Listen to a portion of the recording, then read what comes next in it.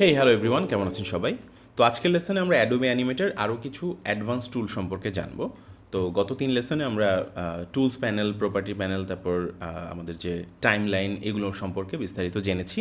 So এই নলেজগুলো ব্যবহার করে এর পরের লেসনে আমরা কিন্তু একটা অ্যানিমেশন করব। সো এটা করার জন্য আমাদের আরও কিছু ইম্পর্টেন্ট টুল সম্পর্কে জানা জরুরি। তো আমরা গত লেসনে জেনেছি অ্যাডোবি অ্যানিমেটে হাতের বাম পাশে যে প্যানেলটা থাকে, এই প্যানেলটাকে আমরা বলি হচ্ছে টুল প্যানেল, এবং টুল প্যানেলে বেশ কিছু টুল আছে যেগুলো ব্যবহার করে আমরা অ্যানিমেশন করতে পারি, এবং আমাদের যে অবজেক্টগুলো আছে বা যে ড্রয়িংসগুলো আমরা বানাবো সেই ড্রয়িংসগুলোকে চাইলে ম্যানুপুলেট করতে পারি, মডিফাই করতে পারি। তো এর মধ্যে খুব ইম্পর্টেন্ট একটা টুল হচ্ছে আমাদের এই line tool. So line tool দিয়ে আমরা অনেক কিছু বানাতে পারি। যেমন আমরা যদি লাইন টুল দিয়ে সোজা করে টান দিই তাহলে এটা একটা লম্বা লাইন হবে, এবং এটা যদি আমরা শিফট প্রেস করে চাপ দিই, শিফট প্রেস করে যদি টান দিই তাহলে কিন্তু দেখেন এটা সোজা থাকতেছে, ডানে বামে যাচ্ছে না। আর উপর থেকে নিচে যদি করি তাহলে একদম মানে 90 ডিগ্রি অ্যাঙ্গেলে হচ্ছে আর কি। সো আমরা যদি এভাবে নর্মালি টান দিই তাহলে কিন্তু আমরা বিভিন্ন অ্যাঙ্গেলে এটাকে করতে পারি।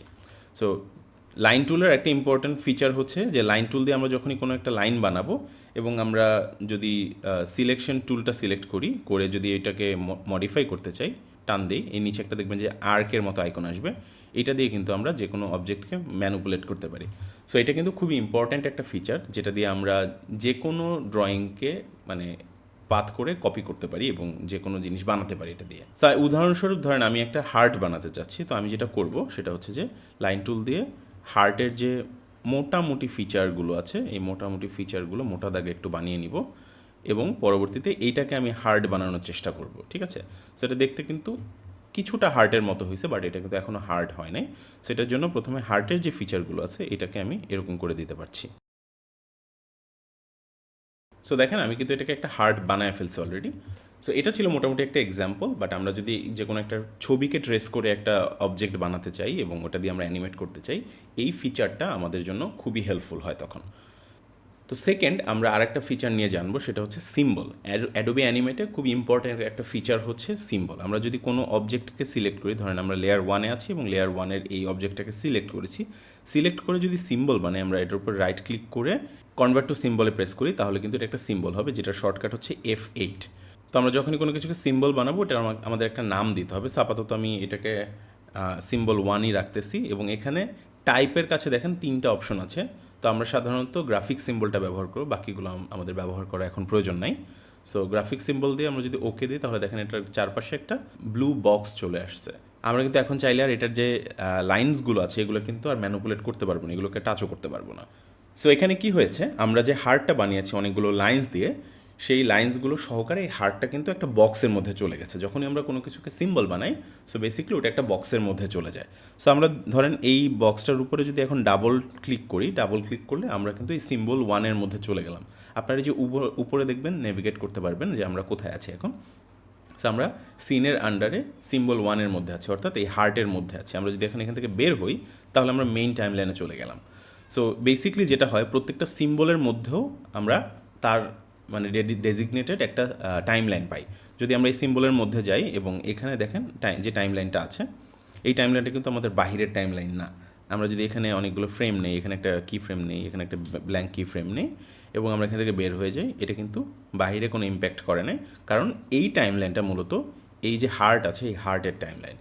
সো এটা খুবই ইম্পর্ট্যান্ট একটা ফিচার, যেটা আমরা পরবর্তী লেসনে আরেকটু ওটার ইউজটা কীভাবে আমরা করি সেটা আরেকটু ভালো করে জানবো। সো এইভাবে করে আমরা অ্যাডোবি অ্যানিমেটে কোনো কিছুকে সিম্বল বানাতে পারি এবং এই সিম্বলটাকে ব্যবহার করতে পারি। দ্বিতীয় জিনিস, আমরা যদি কোনো একটা অবজেক্টকে অ্যানিমেশন করতে চাই, সেটা কিন্তু আমাদের ফ্রেম বাই ফ্রেম টেনে টেনে অ্যানিমেশন করতে হবে না। আমরা কিন্তু চাইলে অটো একটা অ্যানিমেশন টেকনিক আছে, সেটা ব্যবহার করতে পারি। তো আমরা ধরেন এই হার্টটা বানালাম এবং এটা একটা সিম্বল আকারে আছে, এবং আমরা এই 10 নম্বর ফ্রেমে এসে একটা কি ফ্রেম নিলাম। ঠিক আছে? F6 প্রেস করে একটা কি ফ্রেম নিলাম, এবং এই হার্টটাকে আমরা এখান থেকে একটু সরিয়ে দিলাম এখানে। ঠিক আছে?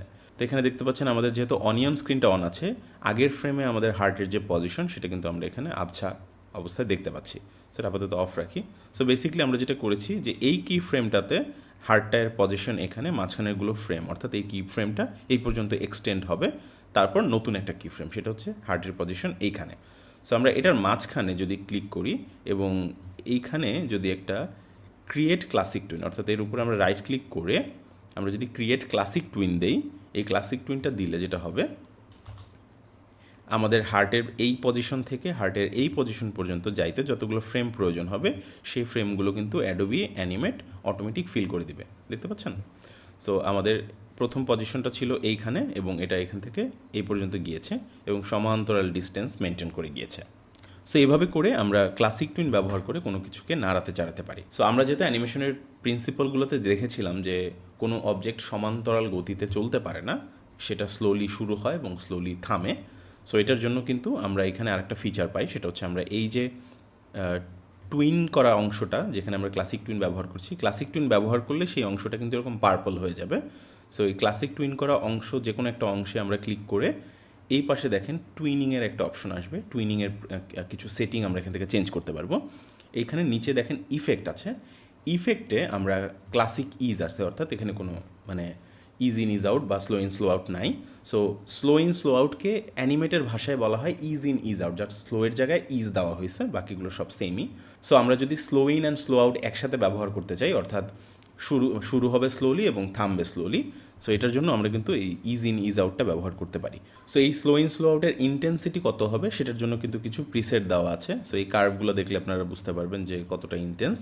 সো আমরা নর্মাল যেটা quad is in is out এটা রাখতেছি, এটাতে যদি ডাবল ক্লিক করি তাহলে কিন্তু আমাদের এখানে একটা ইজ ইন ইজ আউট তৈরি হয়ে যাবে। আমরা একটু দেখাই এবার প্লে করে। সো অন স্ক্রিনটা আপাতত অফ করি এবং এটা অন করে দেখাই। সো আমার হার্টটা কিন্তু চলা শুরু হলো স্লোলি এবং থেমে গেল স্লোলি, ঠিক আছে।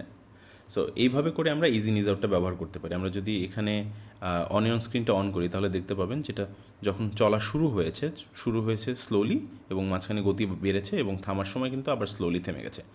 সো আরেকটা ফিচার হচ্ছে আমরা যদি মাঝখানে এখন ফ্রেম অ্যাড করি, F5 দিয়ে যদি আরও ফ্রেম অ্যাড করি, সো এই অ্যানিমেশনের পজিশনগুলো কিন্তু চেঞ্জ হবে, অর্থাৎ অ্যানিমেশনটা আরও ডিউরেশনটা বাড়বে। আমরা কিন্তু সেমভাবে শিফট প্লাস F5 প্রেস করলে কিন্তু এই মাঝখানে ফ্রেমগুলো কমায় ফেলতে পারি। সো বেসিক্যালি কি ফ্রেম 1 এবং কি ফ্রেম 2 এর মাঝখানের যে অংশটা, এগুলোই হচ্ছে আমাদের ফাঁকা ফ্রেম বা নর্মাল ফ্রেম। এই ফ্রেমগুলোতে মূলত এটা এক্সটেন্ড হবে। সো এখন দেখেন আমরা এটাকে একটু বড় করেছি এবং এটা স্লোলি গিয়ে থামলো। সো এই হচ্ছে আমাদের ক্লাসিক টুইন এবং এটার ফাংশনালিটি। আমরা ক্লাসিক টুইনটা ব্যবহার করে এরকম চমৎকার চমৎকার অ্যানিমেশন বানাতে পারি, অনেক বেশি এফোর্ট না দিয়ে বা অনেকগুলো ছবি না আঁকে। সো লাস্ট লেসনগুলোতে আমরা যা যা শিখেছি সেগুলো ব্যবহার করে আগামী লেসনে আমরা একটা ছোট্ট সিম্পল অ্যানিমেশন বানাবো।